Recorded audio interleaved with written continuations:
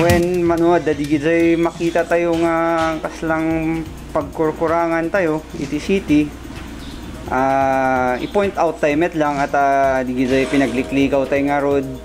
iti na dumaduma nga barbarangay adamet digid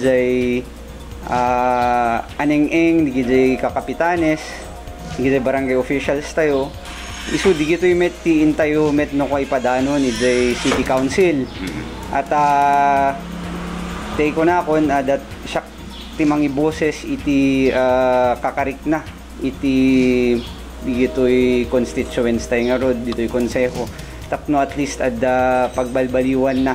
no digitoy lapses iti city government tayo unlike city government okay di iti Ilocos Norte at hanmet lang nga city no kay iti ibagbaga di gito'y Tagalawag no ket di pati Ilocos Norte no ka iso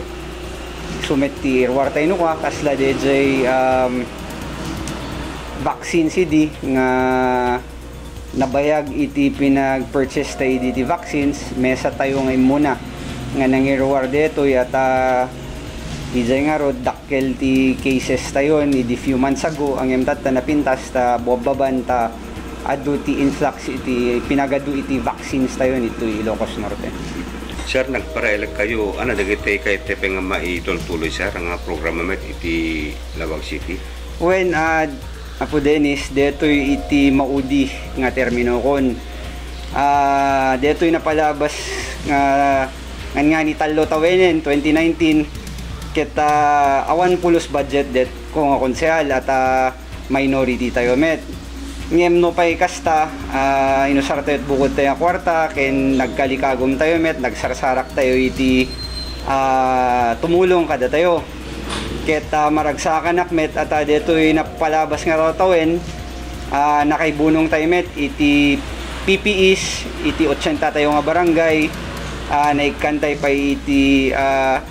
detoy Mariano Marcos Memorial Hospital tayo naikantay isuda iti set of PPEs pati LCGH ken amin nga RHU ken detoy CHO tayo iti Lawag City ket naikantayo pa iti nalikos tayo iti 80 tayo nga barangay ta naikantayo met iti tulong isuda amin